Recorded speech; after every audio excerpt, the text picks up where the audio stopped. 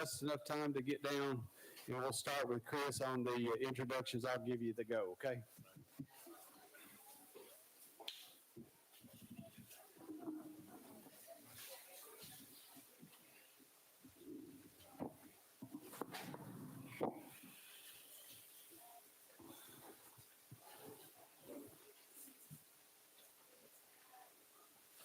Hello, my name is Chris McAllister.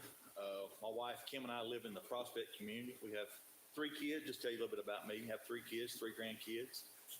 We are members of Lindsay Lane North Baptist Church in Elkmont. This is the first time I've ever run for an elected position. I am a conservative Republican.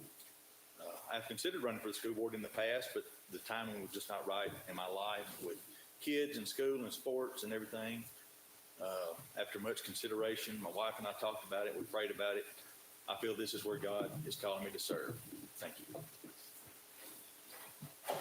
My name is Jim Stewart, and I want to thank everybody for putting this on and us having the ability to get up here and tell you a little bit about ourselves. I am a Christian. I am a conservative. I'm the Republican nominee in District 1. I'm also the incumbent school board member. I have an 11-year-old son in school at Elkton, and I've had the fine opportunity to serve the people of District 1 as their school board member for the last 4 years, and hope I can continue that role. Thank you. Good evening. I'm Neil Berry. I appreciate the opportunity to come and talk to you tonight. I'm impressed that so many civic-minded people could take the time to come and spend their evening listening to people talking about important civic issues. I'm a relatively recent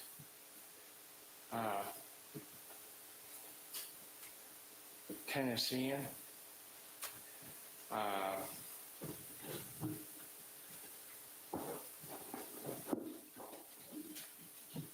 I've come to ask me where I'm from. People ask me where I'm from. I've come to tell them I'm a refugee from the People's Republic of Illinois. And I can tell you I'm very happy to make the decision to come to the great state of Tennessee.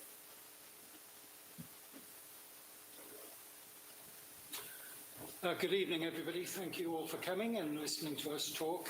My name is Derek Rowe. As you can tell from my Alabama accent, I'm not from Tennessee. I'm married. We have 3 sons who are doing very well at the moment. And I'm a veteran British Army helicopter pilot. I've been in aviation for too many years now. And I'm a high school teacher here in the great state of Tennessee. I was a high school teacher in Nashville at McEvock High School for 6 years, and I'm now a high school teacher in Tullahoma City Schools, Tennessee. Thank you. Good evening. Thank you for letting us be here. I'm Scooter Sumner, running for District 4. I was born in Giles County, lived here all my life. Been a servant for the community all my time. Reason I'm interested in running, I have a little 5-year-old who's fixing to start kindergarten here in Giles County, and I want to try to make the best decisions for our students, not only my daughter, all our students, all our staff, our teachers, and all our taxpayers. Thank you. Hello, I'm Knox Vanderpool, incumbent school board member for District Number 7. I'm the current chairman of the board, and I'm running unopposed, but that doesn't leave me from campaigning or wanting to share the truth and share the promotion and the vision of Giles County school system, which is to take our children to the next level. And over the last 4 years, we have definitely made great strides in those efforts, whether it be through working with our local commission, our municipality here at Pulaski, and raising funds and raising awareness of where additional funds may be. We are doing that. And I would do that for without having children, but I know it is a big, important, necessary step to be a stakeholder in this community, and I have 3 children in our school system. And next year I'll have the joy of taking them to 3 different schools that I attended, and I'm very proud to send my children to school there. And I want to make sure that we keep moving the needle forward.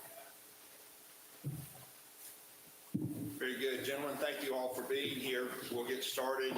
The same question will be for each of you, and if you'd like me to repeat it when it becomes your turn, I'll be glad to do so. But let's start with this one. Please explain what you understand the duties and authority of the Giles County Board of Education to be, and how you plan to work within that framework to help improve Giles County schools. And Chris, we'll start with you. The duties and authority. Please explain what you understand the duties and authority of the Giles County Board of Education to be, and how you plan to work within that framework to improve Giles County schools. I believe the duties and authority are to, of course, oversee the budget and the process of picking curriculum, and overseeing the school safety, and just the overall. If it seems I'm nervous, I really am. This is very much out of my comfort zone. I'm usually the guy in the back of the room that doesn't say a whole lot. But, it's important that we work together and support our teachers and be a voice for our district and a voice for our teachers. All right. I believe that the duties and authority of the school board contains several different elements. We are tasked with developing and voting on policy. We are tasked with managing our director of schools. In fact, our director of schools is our only employee. Every other employee works for the director, and the director works for the board. The director does not work for any specific member of the board. We act as a whole. We don't always agree, but at the end of the day, I think we can say that we do what we believe is best for the kids. We are also tasked with approving the budget, maybe making additions or subtractions to the budget. We are tasked with approving expenditures, with looking at data and making recommendations to help move our schools forward. We got data the other day that shows that our schools are making progress. So it does require a team effort. Again, we don't always agree, but at the end of the day, I think we all can go home and say that we do what's best for our children. Thank you. Yes, the school board has a specific role under Tennessee school code. Primarily, it's focused on developing a budget. It is also supposed to develop a vision for the district. Prior to coming to Tennessee, I was an attorney. I did a lot of work in school law, public sector. I have skills and experience that I think would be of value to the school board in evaluating proposals that come to them, both from the state level and from constituents. We're supposed to be an advocate for parents and students, and I think it's very important that parents' rights to impact the education of their children be recognized. I certainly want to see anything like we saw in Virginia, with parents raising legitimate questions. They're shut down and forbidden from speaking out. So that's an important factor. I think that this is a difficult time for the school this year. I mean, they've come through a pandemic. The school is disrupted.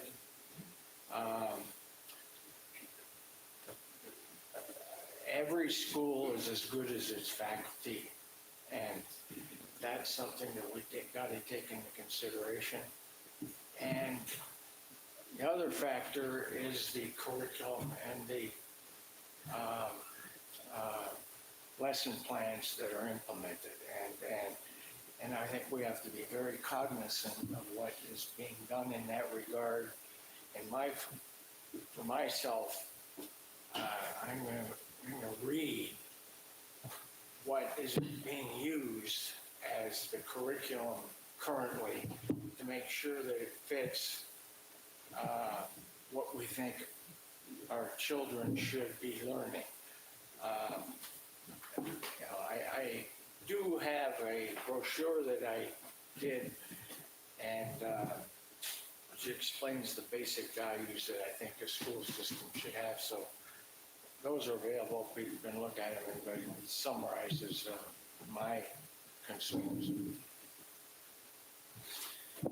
Okay, so we've listened now to all of the sort of legal jargon and the roles and responsibilities, and taking all those with respect and as read, the most important thing the school board is charged with is to provide opportunities for our students, for our children.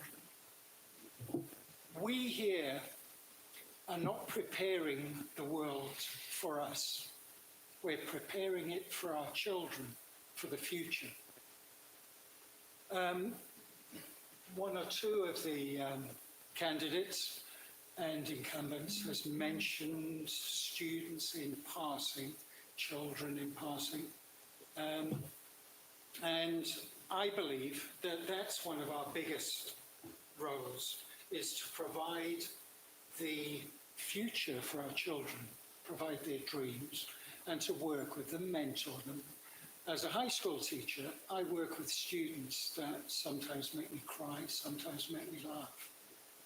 I've told my students that when I go home, I'm going to cancel my dish subscription because I get enough entertainment during the day.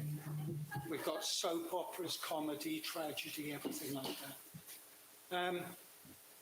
Our other job is to work with the public, to make sure that the public and the community, including industry and government, work closely with the school board to make our job as easy as possible. Thank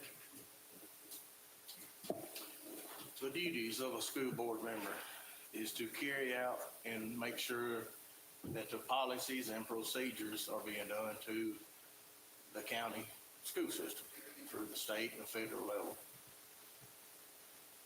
And as Jim has said on the authority, a lot of times we don't all agree on policies and changes.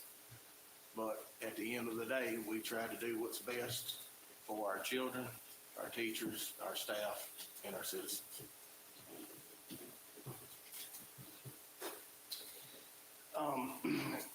Authority in here, Jim did hit it, that we have a single authority, and that is to basically with the checks and balances of mainly our director of schools. And he's been part of a board that tried to correct an imbalance that we had there, and we've done that. Beyond that, and you've heard me use this word before too, it's to promote our school systems.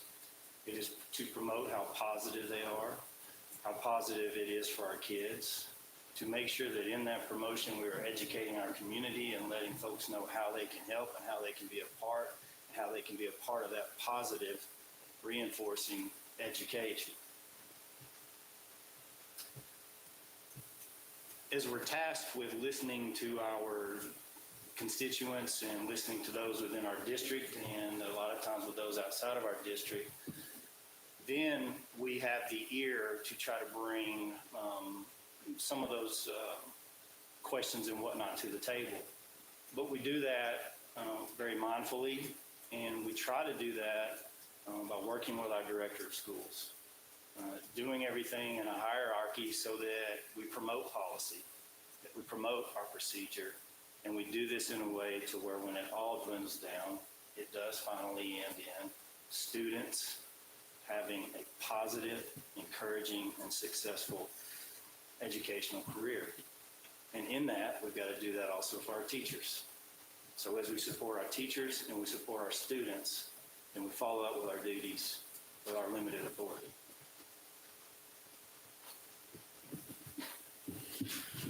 All right, our next question, Mr. Stewart, you'll start with this one. What do you think can be done from the school board's perspective to attract and, maybe more importantly, retain teachers and administrators for Giles County Schools? I think one of the biggest issues is teacher pay. We lose a lot of teachers to other counties and even into Alabama, because Alabama pays a lot more than what Tennessee does, but even to adjoining counties in Tennessee. We'll get a teacher, as a new teacher gets a job here and then moves on somewhere else because they get a better offer. We need to grow our own, I think. We need to support people who want to become teachers in Giles County. We need to try to make that pathway easier for them to become teachers. We need to give them the pay and the benefits commensurate with the job that they do. Being a teacher is hard. I'm a college professor, and I'm really glad I don't teach at the lower level, because it is much harder than what I do. And any teacher that teaches children K through 12, they have a hard job. They not only work during the school day, they work at night, they work in the mornings. They are trying to stay caught up and get everything done so that they can teach what needs to be done and teach what needs to be taught to our children so that they can grow and become successful people. So we really do need to cultivate, I believe, our own teachers, and we need to give them pay raise and better benefits so that we are at least competitive with other counties. Thank you.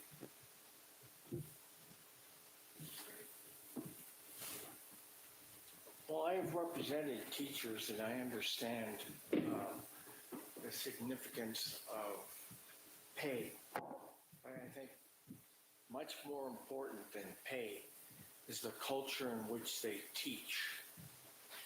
And good teachers are people who want to teach children.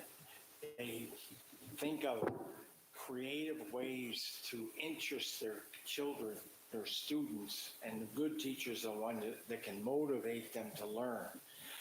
I think one of the biggest problems has been the kind of one-size-fits-all lessons plan that has become dominant in the last several years, and that turns off. And the other thing is there should be no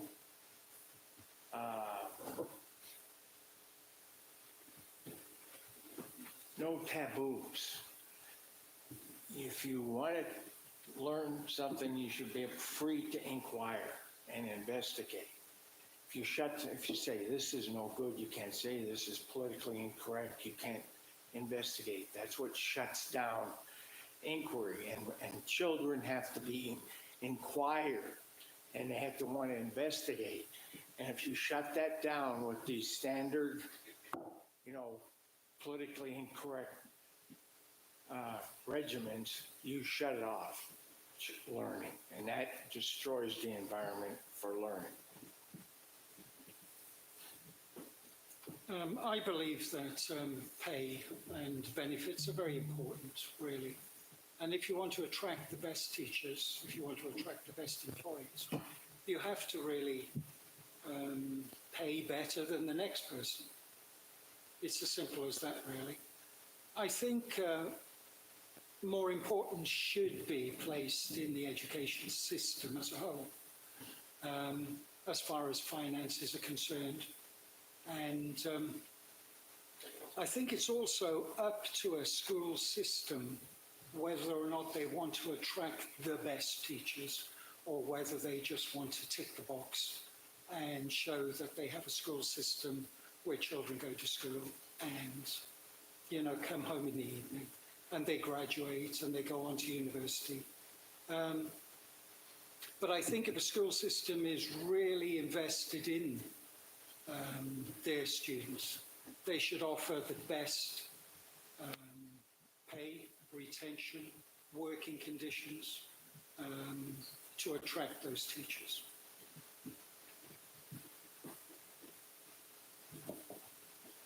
I believe the most problem we have with teachers going to other states and other county is the pay. The benefits, they've got benefit package, but what it boils down to is the pay. We was able to approve some raise for our teachers. I know I would like to give them more, but when you're strapped, you can only give so much. But we've got to compensate our teachers for the product we get out of our children.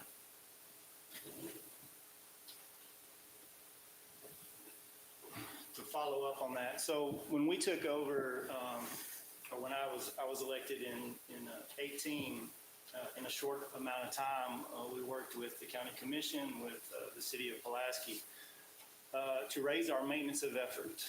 You'll hear that a lot. It's a big term in education. And in doing so, we were able to give our teachers a significant raise and reset our pay scale for the first time in a long time. And raising the maintenance of effort the decision was made in the spring of 19. In doing so, it was the first time it had been raised in 11 years. So it was the first time there was really that big nudge towards teachers that we're going to pay you something of what you're worth. Well, next week, the county commission will hopefully approve what has been set for as yet another raise in maintenance of effort. And our current county executive and our current commission, all 21 of them, for the most part, have been very productive and been responsible for that happening. Also with the school board working hand in hand with them. Now, you can only get so much blood from return it, right? We can only squeeze so much out. We can only get what we can get from it. And that's where we're at a crossroads here. You know, Giles County is special. It's blessed. It's unique. We're kind of locked in with what we can get. I go to the lake over at Tim's Ford. There's a multi-million-dollar home being built or resold or done over and over again. It's easy for them to have 3 brand new schools over there. But what about us? Where's our tax basis? Where are we getting our extra money from? All right, we're trying to dip from the same well. Well hasn't run dry because of how fortunate we are, but we have more money out there. A lot of you are familiar with what I've been pushing and what we've been trying to do in your referendums. Extend this local option tax countywide so the county can control the money, so our students and our teachers and our school system can get more than an extra $200,000, more of $400,000 to $500,000 plus. You want to retain your teachers and you want to say that's what they need. It needs to be teacher pay, so on and so forth. Get decade-long teachers in here. Then where are we going to get the money? You've got to vote to get that done. And it's a tax we're already paying. I know it's very important to retain the teachers that we have. We're not a big district like some of our neighbors. We can't pay what some of these other counties can pay. Our teachers need to know that they have a voice, and if they have the support of the community and the school board. I went to several leadership schools when I was in the military, and one of the main things that they always told you was, if you take care of your people will take care of you. And I think that's something that we really need to focus on.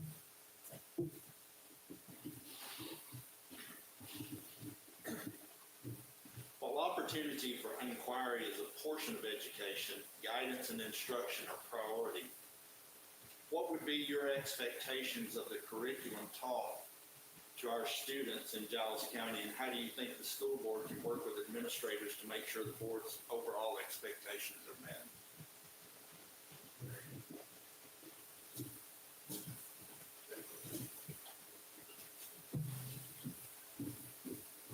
Well, I agree that opportunity for inquiry is a key factor. It's very important that education not be indoctrination, but it be a learning experience. And I think the way you do that is you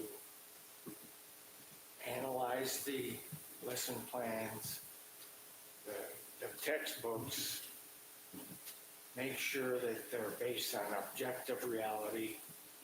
They present both sides of the question so people can select things that make more sense. I think the last thing we want to do is to not try to indoctrinate children into belief systems that is either false or makes them suspect the information source. Could you repeat the question? Yes, I will. While opportunity for inquiry is a portion of education, guidance and instruction are priority. With that being said, what are your expectations of the curriculum taught to the students of Giles County, and how do you think the school board can work with administrators to make the board's overall expectations met? Obviously, curriculum is very important to give administration and teachers guidelines of what to teach the students and how to prepare them for the future and to succeed in the future. In running for this position, I've done research, and of course, research is only as good as the Google you look at, really.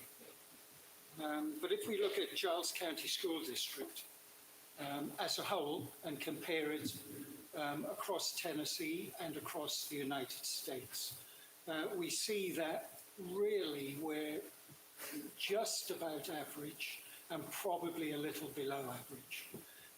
Now, we have here that the Giles County school system has been given an overall C. This is in the national rankings. Academics has a C+. Teachers have a C+. Clubs and activities have a C-. Administration a C-. Food is C-. C for college prep, C- for health and safety, a B for sport, which is good, and a C- for resources and facilities. It also has a B for diversity. There's been a lot of talk tonight with the other people running for different offices about finances and school facilities and infrastructure and things like that. And a figure was thrown around, 6.4 million, I believe, for all 8 schools. I had to use my calculator on my phone, but that works out to $750,000 per school, which sounds like a lot of money. But then if we break that down further, I've just remodeled my bathroom, and I got a quote from 3 professionals, and the average price was $16,000. My bathroom measures 6 foot by 6 foot. So now let's sort of transpose that onto a school. I think it all boils down to the fact that children need to be taught arithmetic. They need to be taught literacy. They need to be taught history, civics. They need to be taught geography. Believe it or not, when I did your civics test for my citizenship, I had to answer 100 questions. And I challenged my students in school, and they answered about 30% correctly. Thank you. Talking about guidance in the curriculum.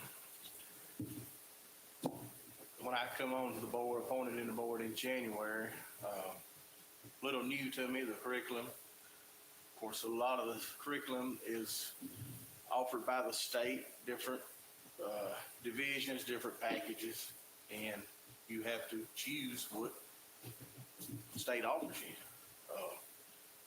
So on the curriculum, I think it needs to be the strongest, not the easiest to learn, but the most strictest to learn, where we can motivate our kids, their brains, and the teachers can get the point over. So. Mr. Rowe, that state report card that you have printed off, is that the 2021 report card? It is. Okay, so that comes after COVID slide and everything else.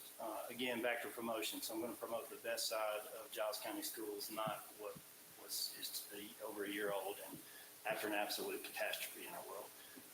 The 6.4 million, that services mainly 42% of our schools. It's not all 8 schools. It does provide the schools that have to wait for phase 2 that you heard Mrs. Green talked about, which would be the larger number of 20 million, probably looking at a bond or what's going to take from that. So that 6.4 is not for that. It's not for all 8 schools. It's not what's necessary. You want to talk just those numbers and renovations.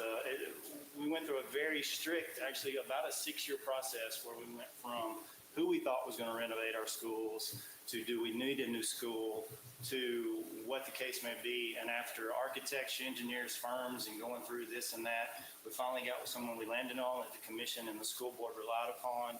And that's $90 million price tag for all 8 of our schools. So why would we build one high school for $110 million, I think is what we're looking at right now. How do we get our curriculum and whatnot to our administrators and make everybody happy and our teachers learn and grow, our kids learn and grow and through our teachers and do that? The state's kind of helping us do that. They're striking out any of guidances and theory that shouldn't be coming into our schools. Our governor currently helps us do those in a lot of different ways. Working with our administrators, we have done a great job in the current curriculum that we have in ELA. It raises the ceiling. It's called high quality materials, and it allows for the discussion and the interpretation and the roundtable that provides for growth. And I hear it from teachers left and right, principals left and right.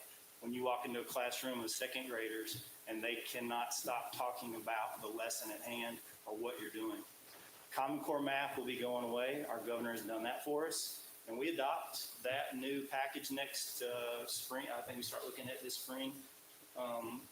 And with that, we get back to 1s and 2s and A's and B's and get back to a math that makes sense to all of us. So these things are happening, and we are in a great position for that. Yeah, that's good to hear. I know we need to continually try to review our curriculum. Like Scooter said, I think a lot of it is, my understanding is state approves. You're kind of limited somewhat as to what you get. But we need to do a thorough job of reviewing it, making sure that it's appropriate for our children and that it is what our teachers need to be successful in teaching them. All right. When we talk about curriculum, I think we need to think about several things other than just necessarily the content of the curriculum. I think we have to look at what it may or may not be exposing our children to. I've always been an advocate of local control of education, and I don't think it's fair to a particular school system that the state gives us 4 pieces of curriculum, says you have to choose one of those. I think we know our students in Giles County. We know what our kids need, and that's what, teachers know what our kids need.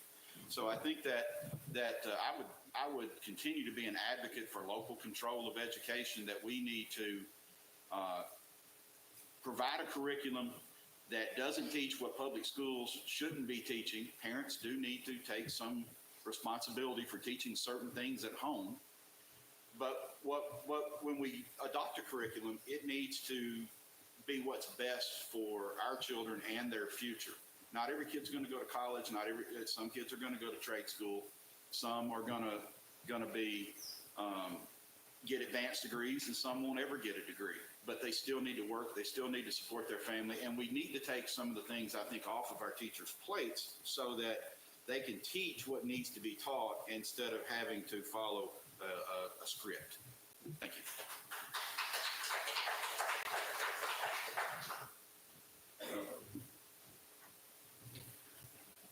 Next question, we'll start with Mr. Rowe. Schools receive their funding from county, state, and federal sources. At times, public perspective has been that the budget is formulated with a top-down approach with the classroom at the bottom. How would you address that perspective? And how do you fund the classroom first and then flow upward through administration, or is that possible? I think it is possible. I don't know if you're aware of a program called Career and Technical Education, early college credit, working with universities to give our high school students qualifications prior to actually graduating from high school. My program is funded partly by industry. I'm a career and technical education teacher. I teach aviation technology, and there is many other sources of income other than federal, state, and local, and those need to be explored. I know that the governor has just passed his education bill, and that was very attractive as well for individual high schools that offer career and technical education, and also relevant as well, looking at industry as a whole to see where the major shortages are across different industries. Obviously, cybersecurity is a big contender now, and aviation across the board. So industry is offering some supplemental income to schools to provide funding, partnerships, and I myself now have just been awarded, it doesn't have to be money, I've just been awarded by Southwest Airlines 30 airline seats, which I'm going to turn into a nice surprise for my students. They're going to come back and sit in nice leather armchairs rather than hard desks. Can you repeat one more time? Schools receive their funding from county, state, and federal sources. At times, public perspective has been that the budget is formulated with a top-down approach with the classroom at the bottom.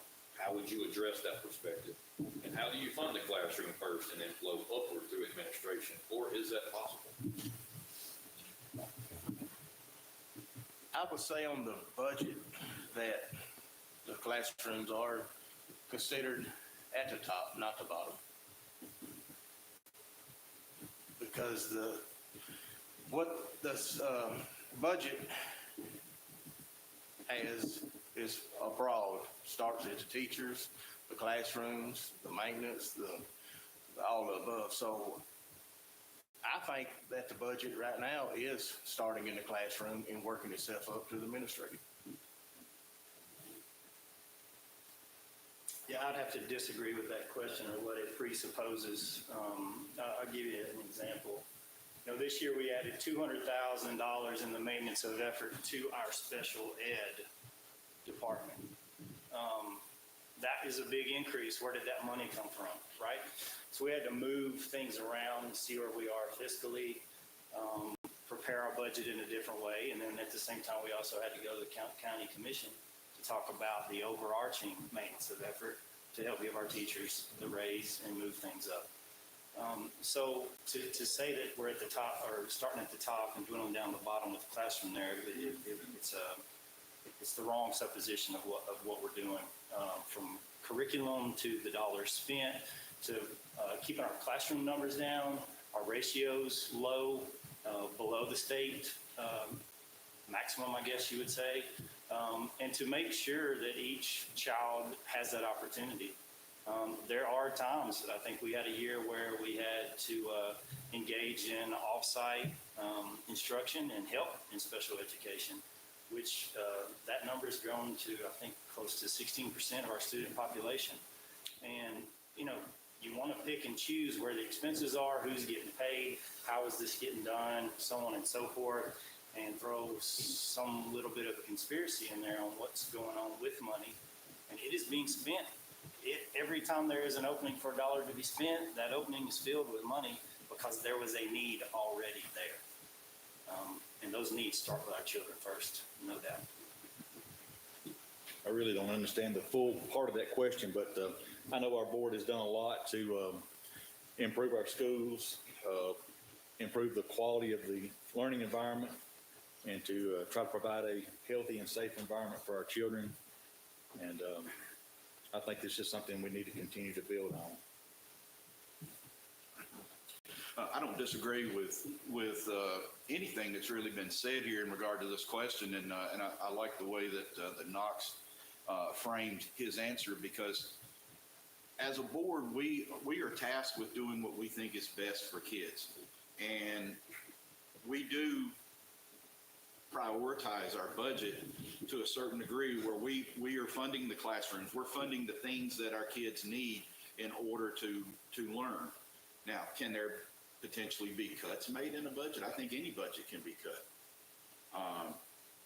But I think you have to look at where you cut budgets. And I don't think we should cut from teachers. I don't think we should cut from what is necessary in the classroom. If we have to make any cuts at all, I think it needs to be more at the top and less at the bottom, so that we need to focus on providing the services, the materials, and the assistance necessary for our teachers to do their job, to turn out the best possible product that they can, which is our children who, after we're long gone, they will be in charge.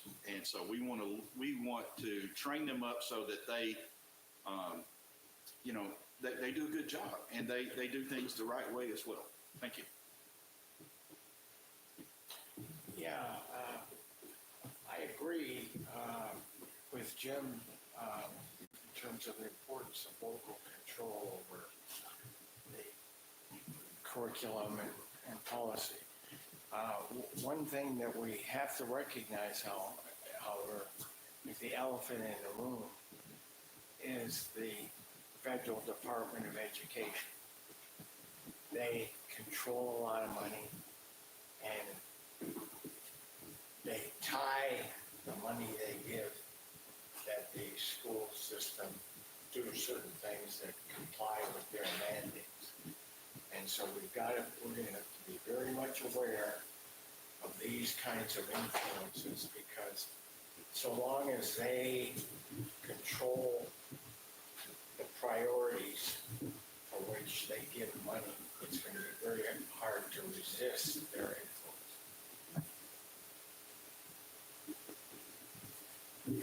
We've got, One more question all the way around. So, and I'll make this a very subjective question, make it easy on you. Give you an opportunity to just share, and let's make it a bit hypothetical. If funding was not an issue, what area would you say needs the most improvement in our school system? One more time. If dollars and cents was not an issue, what area would you put priority on? What needs the most attention? Would be the pay to retain our teachers from traveling to other counties, other states, to stay here. Teachers that were raised here, and it's sad they leave, go the next county over, or they go to the next state. We need funding to pay to retain them. I guess we probably most of our answers up here. And in paying the teachers well and having that funding, then we can also do infrastructure issues as well. But paying these teachers to make them competitive, to stay here and to hold them and have that teacher retention that we need, then we can start building legacy type teachers. For all of you who are local and who are from here, tell me where all the Mr. Hamlets have gone. Tell me where all the Abernathys have gone and all that education. Mr. Sutton, he's right there, he's still here, but, lifelong educator. Our kids aren't getting that right now. They're getting transplants that are in for a minute and then gone to the next one. You heard me mention reference to next week.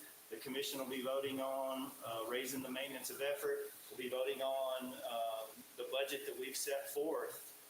And with that, and if we get that, our year one teacher will be $40 over the state minimum.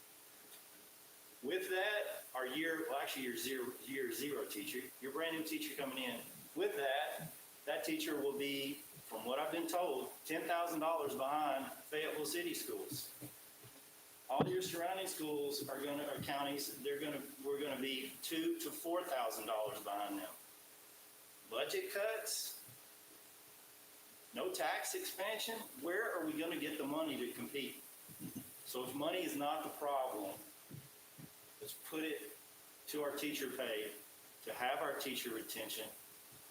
Because you can have whatever facility you want to be in, if you don't have good quality teachers there, and it's really not going to matter. I agree with Knox and Scooter. If it was, money was not an object, it would be teacher pay.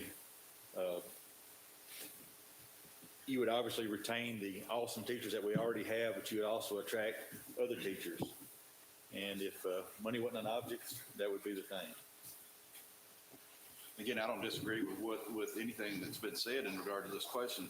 But, you know, if we want to turn out the best and the brightest, we've got to hire the best and the brightest. And,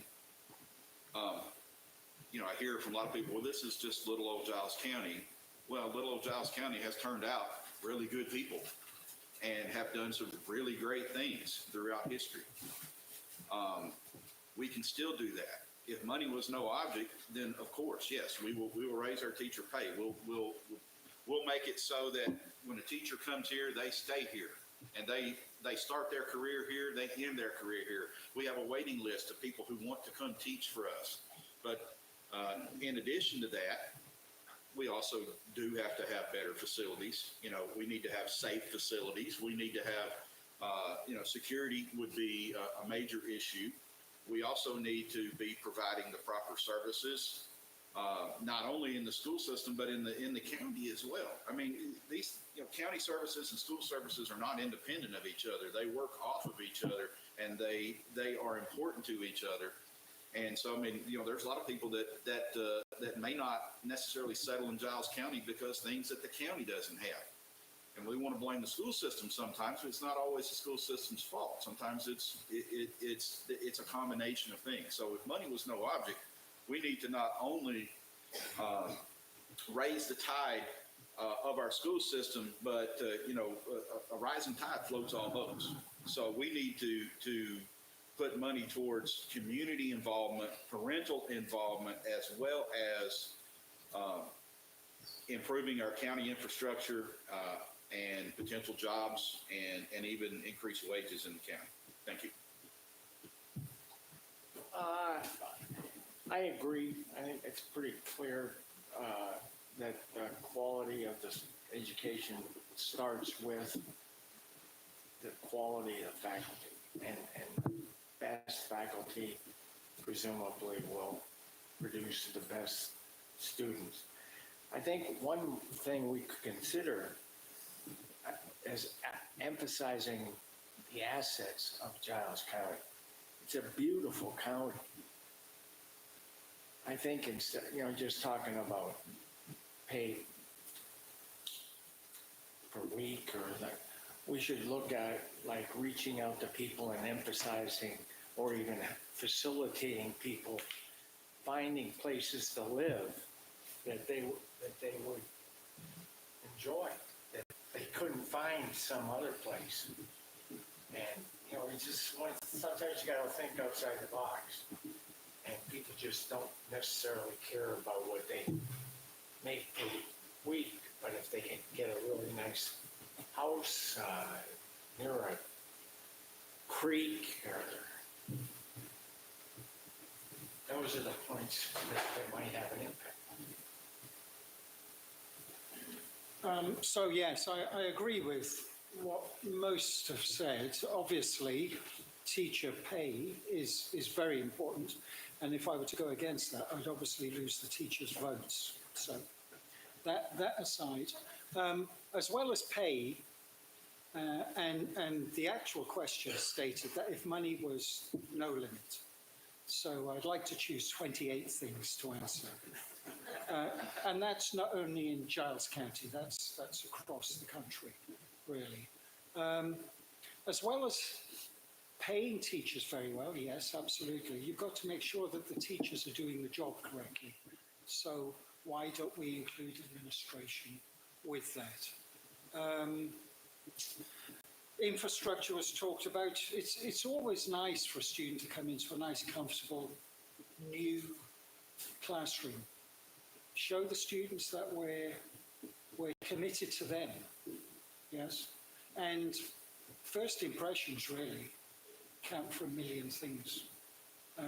But I agree with everybody else. Teacher pay is high on the list of priorities. All right, that wraps up the questions. We'll start with Chris. Everybody will have 1 minute to wrap it up. All right. Go right ahead. Well, I'm sorry that I let my nerves get the best of me. I'd much rather be down the hall cleaning the bathrooms than I had to be on this stage right now. But when I first got started in this process of running for school board, I sat down with the administration at Elton School. The first thing they told me is they felt they had no voice and no representation. And I'm running to change that. I will be a positive voice for Elton and for District 1, and I will work with all of the board members to try to do the best job that we can for our community. Thank you. All right. I spent the last 4 years on the board, and my phone number has always been available. My email's always been available. I have been responsive to anybody that reached out and had a question. I've attended my son's events at school. I've attended other events at the school. I've attended events at different schools. And the one thing that I can say is that I've always been responsive to anybody. It doesn't matter if you're from my district or not. Even though I would be voted in from District 1, I represent the whole county. Now, with that being said, I'm partial to the district where I would be elected from. My son goes to that school, and I want to see the best. I'd like to see it become the best school in the elementary school, K through 8 school in the county. So I would appreciate your vote on August 4th.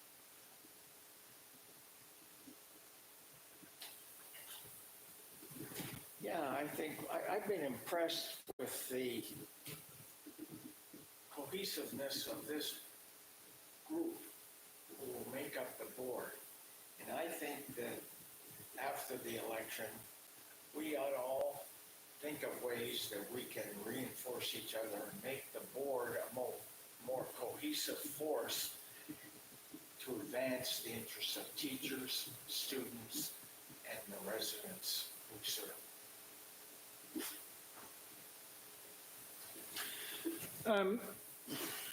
I'd just like to thank everybody for listening to me. It is very nerve-wracking up here, by the way. Being a teacher, I'm used to be standing up and walking around, and that's where I'm comfortable. I'm not comfortable sitting here speaking into a microphone. But I'm sure, and I respect the Giles County School Board for doing the job they've done so far. I think it could be better, and that's one of the reasons I'm running. This isn't about politics. Being a member of the school board is bipartisan. There is no partisanship in this. It's all for the benefit of the students, the teachers, the admin staff, and the public. Thank you very much. I'd like to close tonight and thank everybody here.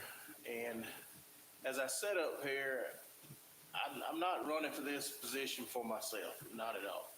I look back at my little 5-year-old girl. Not only her, but our other students, our children, your grandchildren, our teachers, our staff, our taxpayers. And if I can make an influence on this board to better our kids' education that only has 12 years to get it, I will be happy. Thank you, and I ask for your vote. To all those out there watching, to the folks here, we appreciate you all. It's been a wonderful night. It's great to see the interest and the devotion to it. I would call on our teachers, our teacher voters out there, to recognize those members of the board who have fought hard for you, who have gotten your back. Those of you who teach children who are children of members of the current board and potential board member coming up, I would encourage voters to look at folks who actually have skin in the game, local, and understand Giles County, and who really want to see a continuation of the progress that we've made, both as a school board, with our current director, with our current county commission, and all the positivity and everything that we have done over these past 4 years and then some. Please talk with your constituents in your districts. Talk amongst the county folks and friends. Talk with your city folks and friends. And make sure that our teachers and our administrators and our students are the number one priority and nothing beyond that.